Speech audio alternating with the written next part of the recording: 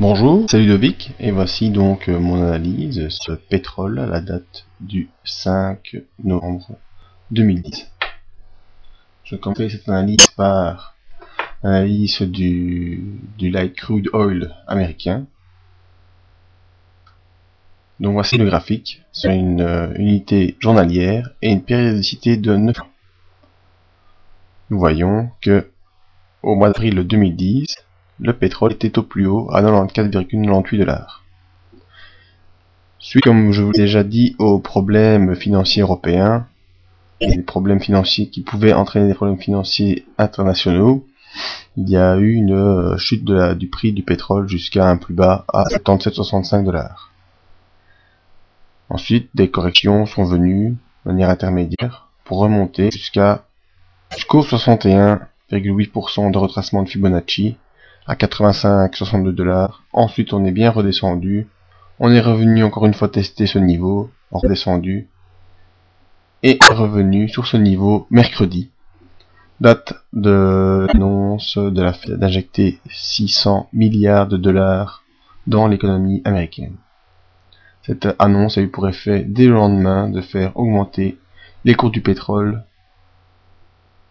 au-dessus des 61% de retracement, avec confirmation le vendredi.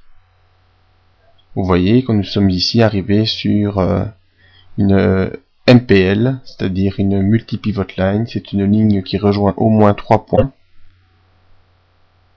alignés, un quatrième ici et un cinquième ici. Donc c'est une pivot autour de laquelle le cours effectue des oscillations. Il est normalement admis que si le cours parvient à franchir cette MPL, on va jusqu'à la MPL suivante. Mais d'abord, ce qui nous intéresse, c'est au niveau des retracements de Fibonacci. La règle est si le cours dépasse et confirme les 61,8% de retracement, le cours ira normalement rejoindre les 100% à 94,88$. Mais cela est prévu pour quand, me direz-vous? Eh bien, selon la technique utilisée ici, combinée avec une fourchette de Andrews et les retracements de Fibonacci, on peut déterminer que le prix du pétrole américain rejoindra les 94,9$, disons 95$, avant la fin de l'année. Vous voyez la date en bas, le 23 décembre 2010. Et en continuité, nous rejoindrons la deuxième ligne de action début de l'année pour atteindre les 98,3$. Voilà l'estimation théorique pour le pétrole américain. Maintenant, voyons ce qui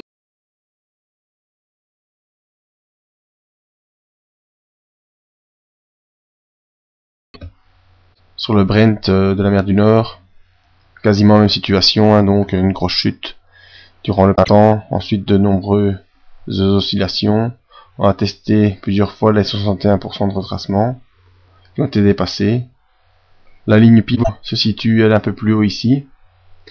Et nous voyons que donc mercredi, c'est l'annonce de la Fed. Le jeudi, on saute au-dessus de la pivot et le vendredi, on confirme par une nouvelle petite hausse. Ici, le canal haussier nous donne à peu près, si on prend le milieu, pour fin novembre, début décembre, le Brent de la mer du Nord joindrait son prix de 91,35€. Et ensuite continuer pour aller rejoindre la ligne d'action aussi vers le début janvier pour atteindre les plus de 100. Donc voilà, moi ce que je pense actuellement, c'est que cette injection de milliards de dollars a un double effet sur du pétrole, c'est-à-dire que pour les producteurs de pétrole, c'est l'assurance d'une reprise économique à moyen terme des industries, et donc certainement une consommation de pétrole qui va augmenter, ce qui provoque bien sûr la hausse du prix, mais aussi une dilution du dollar, qui a également pour effet de faire augmenter le prix du pétrole. En effet, pour que les rentrées d'argent soient les mêmes pour les producteurs, si le prix du dollar diminue, par conséquent, le prix du pétrole va augmenter, ce qui permet d'avoir une balance de rentrée égale.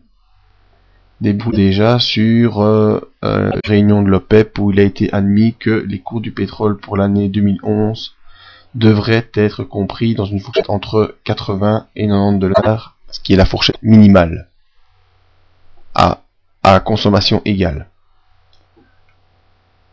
Voilà. Qui était mon avis sur l'évolution des cours du pétrole dans un moyen terme.